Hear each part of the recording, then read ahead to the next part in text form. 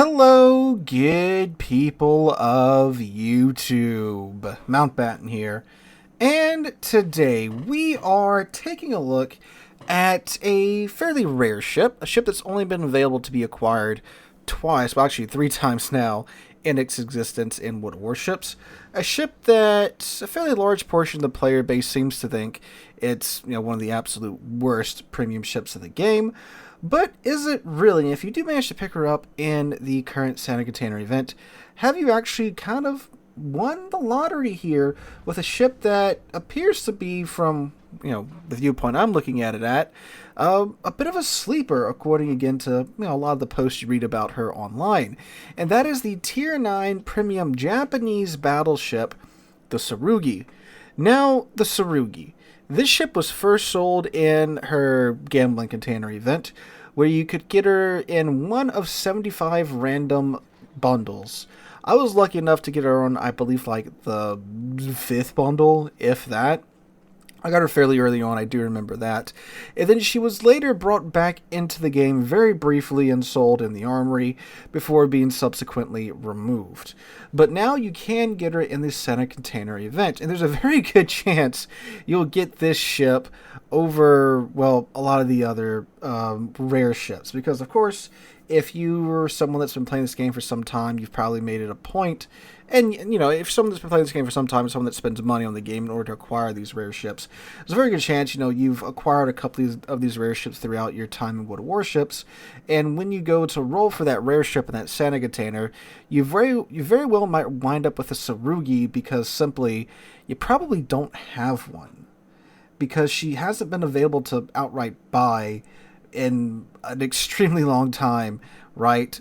So this is something you might wind up receiving in that Santa Container. Now, if you do a quick search for Tsurugi, you'll find that there are several posts that come up right away talking about how she's terrible. Her armor is just abysmal. Her guns are terrible. Her HP's terrible. Her Citadel armor's terrible. All this, that, and the other. Well, is that really true about the Tsurugi? And if you do find one in the Santa Container, are you really in that bad of a slot, or might you even want to go after this ship? That's what we're going to be looking at in today's video.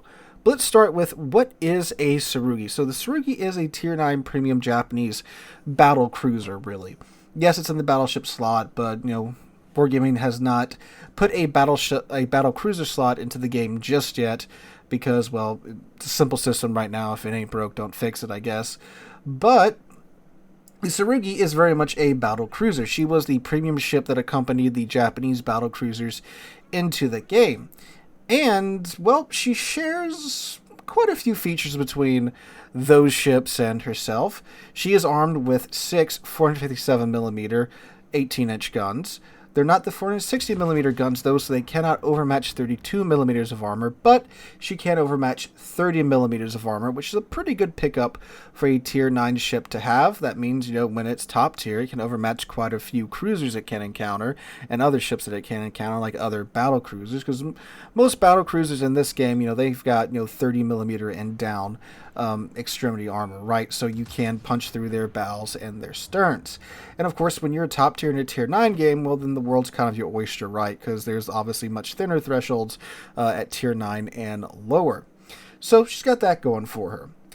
And she is, well, unlike the Japanese battle cruisers, she's actually quite maneuverable. I'm not sure how many of you have noticed this, but the Japanese Techline battle cruisers aren't really that cruisery. Battle cruisers, there's a million different ways you can describe a battle cruiser, and there's arguments that go on for eternity online about what exactly a battle cruiser is. But the most commonly accepted definition of a battle cruiser is a ship with the speed to either run down a cruiser or keep up with a cruiser, and the firepower of a battleship.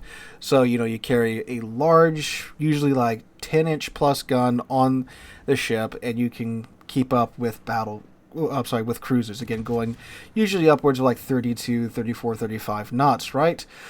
Well, the Bungo line peters out at around 28 knots, 30 if you use the flag, and I think you can get it up a little bit faster if you equip Brisk on your commander for your bungo.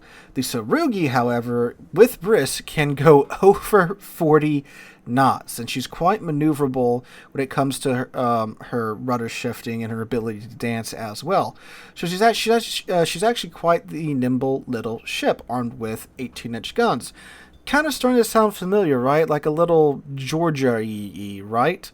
And that's not an unfair comparison, in my opinion, when it comes to her maneuverability and her main battery guns. Now, while yes, of course, a trade-off for this maneuverability and high speed is most definitely her armor. Her armor is not great. I'm not going to try and tell you anything else.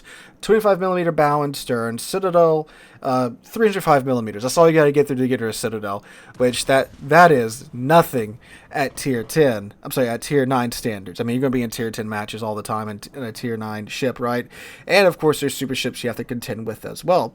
There are quite a few cruisers at tier 9 plus now that can very well pin that from not that close of range, right?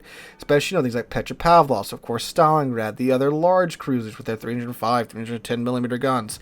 They can very much get through that broadside if you're goofy enough to give them the opportunity.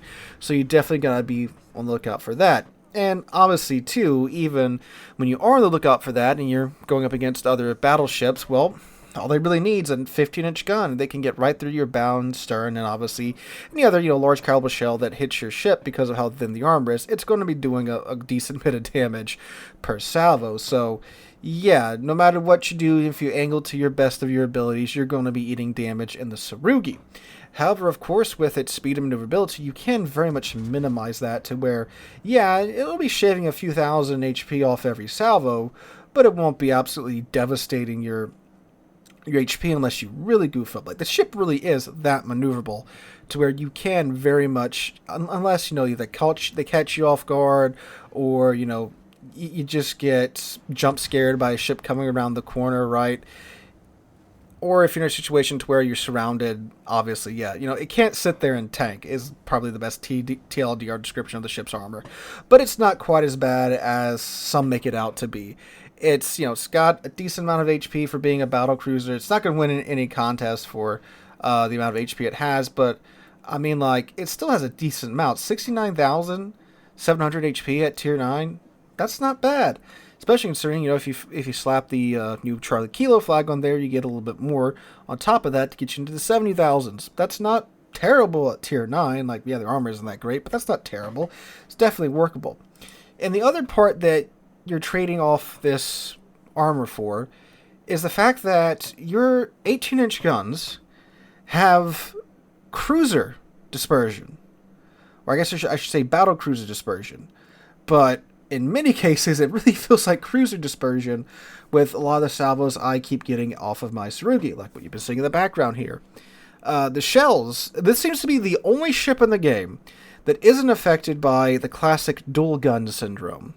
Dual gun syndrome is, if you don't know, it's the feeling of when you fire a ship that has two barrels in the turret, it just feels like the shells fly so far apart from each other. Because typically, you're only firing 6 or 8 shells at the target. The guns are already usually placed pretty far apart in the turrets on most dual gun designs. And, shells come out, they do their thing, feels like, you never hit anything. But with the Tsurugi, I mean, the shells kind of come out the tubes and they just kind of go where they're supposed to go. I mean, yeah, every now and then I do get a little wonky salvo, but I mean, this thing's pretty consistently draining threes with its guns from what I've seen. It is really, really good. On top of that, too, they are 457mm guns. So, when the shells are going where you're aiming, and they're 18-inch shells, things are happening, fellas. Great things are happening, usually, from what I've seen, in my experience. So that is pretty well worth the trade-off. Now, they're not quite like Slava accurate, right. No one's saying that. But they're pretty good. I believe it actually has Azuma's dispersion, which, if you've played Azuma, it's pretty good dispersion. So that's great. Again, 30mm overmatch with these guns. So you have a fast ship that's maneuverable, that has battlecruiser accuracy on its 18-inch guns at tier 9. That's pretty good. Top of that, too, concealment. You get down to 11.7 kilometers. That's pretty good. Oh, by the way, she has Asashio torpedoes. She gets 1 rack of Asashio torps per side, 15-kilometer range. Yeah, that's great. I mean, 15-kilometer range with 11.7-kilometer detect, you can stealth torpedo in the Tsurugi. And they do work. They're the deep water torpedoes. You know, they've got that super low detection range, and they're moving at 67 knots. So by the time they're spotted, and usually not a whole lot that the ships that these torps can hit, you know, battleships and carriers, can really do about that. So that's a pretty nice package all the way around. Now, of course, with all the posts I've seen about how terrible the Tsurugi shells are, I don't know if, like, I just keep getting the luck of the Irish every time I play the Tsurugi, but, like, the guns are really good, and they've been really good for quite some time. You know, I've had this ship since it came out, and, well, yeah, I don't play the thing every day. You know, I've had more than my fair share of matches in her to experience. You know, typically when you play a battleship, by the time you've played that for a couple of days, like, you know, when you're playing it, not every match, but, like, you know, it's the ship you're primarily playing at the time. Over a couple of days, you tend to see the best of the dispersion, the worst of the dispersion. You know, because you're cranking off shots every 30 seconds, well, like 25 seconds in the Tsurugi's case, because that's another nice thing that it has. You know, you're rolling the dice, you know, hundreds of times a day, right? So typically, by the time you've had the ship for a couple of days, you've seen the best of the dispersion, you've seen the worst of the dispersion. With the Tsurugi, it's been great for me. Again, I don't know if it's just the luck of the Irish for me, but it's been a really, really nice set of guns as far as I'm concerned. And when you put the reload module on there, you have a 22-second reload on these guns. So that's awesome.